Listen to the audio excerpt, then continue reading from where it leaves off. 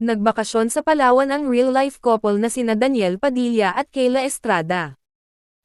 Nag-viral ang in-upload ng isang netizen, ang isang video kung saan ay nasa restaurant sila.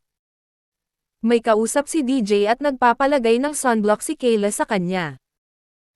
Nakaabot naman ito kay Kayla at sinabing, "Grateful for the love always, just hoping we can all respect private moments."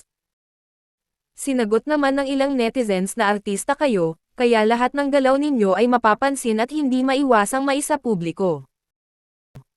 Maraming nagbahagi sa kanilang mga kuha sa magnobyo mula pa sa airport, at sa ilang restaurants na napuntahan nila.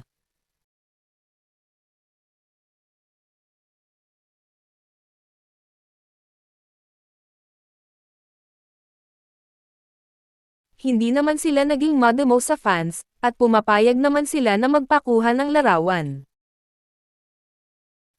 Napansin ng mga netizens ang kaseksihan ni Kayla, na siya naman nilang ikinagulat, na pumapayag si DJ sa suot nito.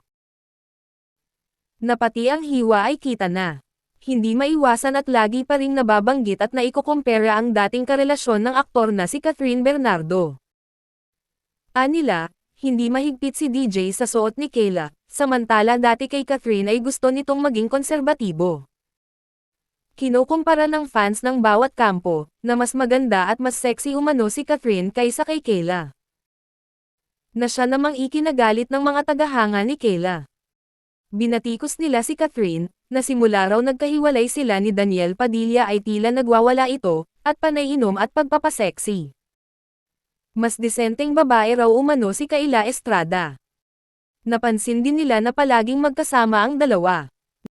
Lagi raw spotted ang model actress kasama ang mga kaibigan ni DJ.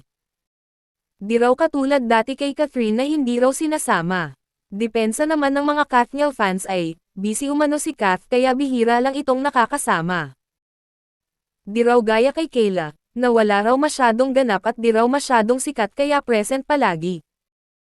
Binahagi ni Kayla sa kanyang social media account ang ilang ganap sa kanilang bakasyon. Pinakita niya ang ilan sa mga naging suot niyang bikini na mas lalong nagpatingkad sa kanyang ganda.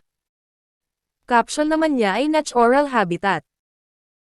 Nasa El Nido, Palawan ang magkakaibigan. Tahimik lang si DJ, at wala na ring komento si Kayla ngayon.